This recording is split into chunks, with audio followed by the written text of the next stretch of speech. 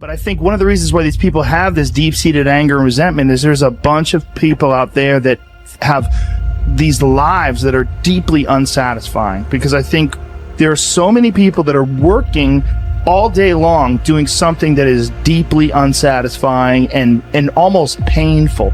Yeah, soul killing. Soul killing. Yeah. They're stuck in traffic all day, and then they're stuck in a cubicle after that. They relish the time to take a shit in the bathroom and look at their phone. I mean, they literally do that. That's a highlight of someone's day. They get in traffic on the way home. They get home after that. They're watching television, and they're... You ever notice that some people seem to want to hang on to stuff that is bothering them? They're forever talking about it. They don't want to let it go. They've had a failure at something and it's grown. They can't get over it. They just can't get over it. Or somebody said something nasty to them. They don't want to let it go. Do you know what we should do? We should ask ourselves, everything that happens, is this serving me? Is this serving me? And if it's not serving you, get rid of it. You don't want anything in your life that's not serving you, that's not causing you to grow, that's not adding to the quality of your life. I don't care what it is. You will find some people, they just hold on to bad stuff. They hold on to problems. They don't want to seem to let it go. And that adds more problems. Whatever you focus on grows. The only thing that can grow is the thing you give energy to. Why would you hold on to anything that's not serving you?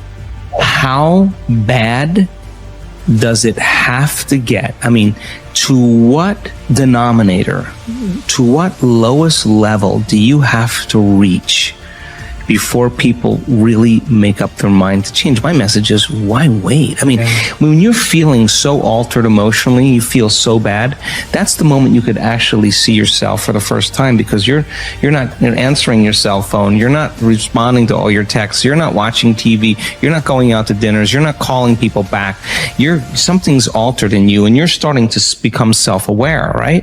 I dare you to analyze yourself first, your company first, your character, your behavior, your work ethics. I dare you to analyze it and see if there's any change you can make. See, you cannot manage time, but you can manage activity.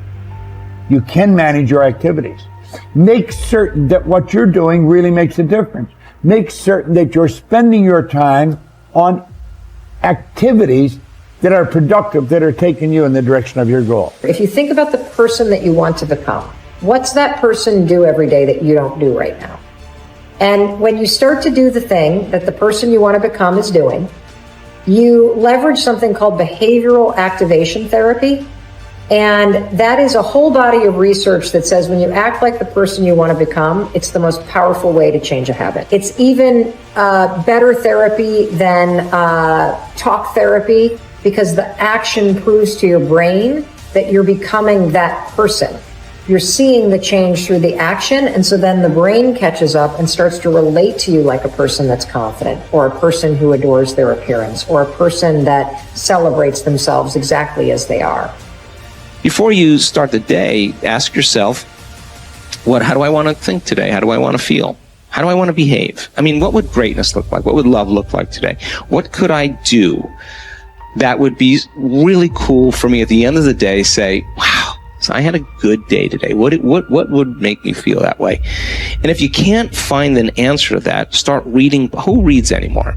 Read a book. I read so many books a week. I know, I'm that way too. So read something about, you want to be wealthy? Read a book about someone who became wealthy, and get real and realize they may have failed 50 times before they actually pulled it off. Or what were their characteristics? What were their traits? What made them?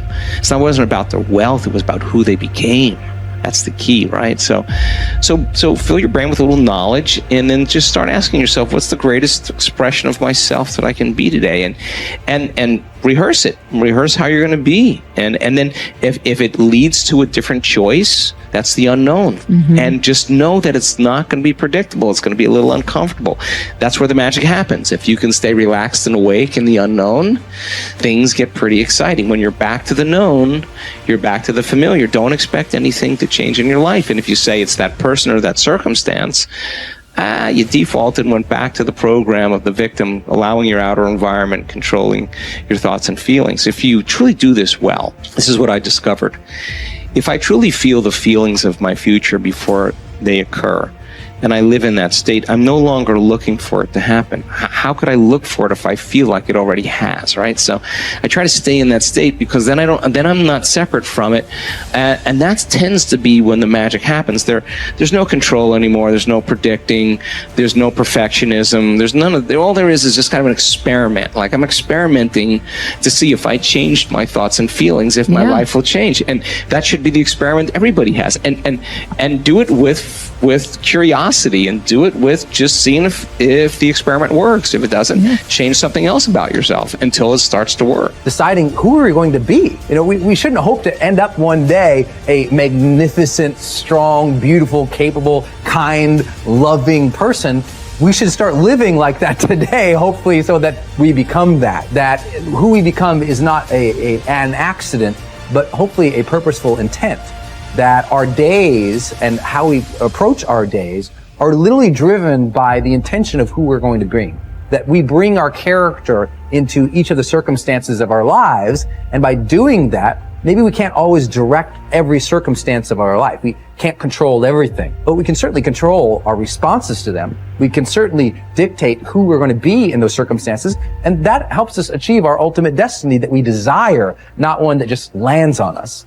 I think the other thing that really comes to people's into their power is when they really discover that, you know, each of our days is something that we can also design. Not just design who you're going to be. How are you going to design your day? What's this day going to be about? What's going to get your attention? What's going to get your focus? And what should not be getting your focus is just your inbox, or just what I call browser blackout, clicking around on all these blue links or images, or swiping here and swiping there, and then losing 4 or 5 hours of your day. Because what ends up happening for so many people is they lose 2 or 3 hours to distraction each day, maybe 4 hours of distraction of television a day. And over the course of their lives, now a decade is gone of opportunity, a decade of missed opportunities to connect with your family, to achieve your dreams, to work a little harder, to contribute that thing you always contribute, to learn that skill that you wanted to learn.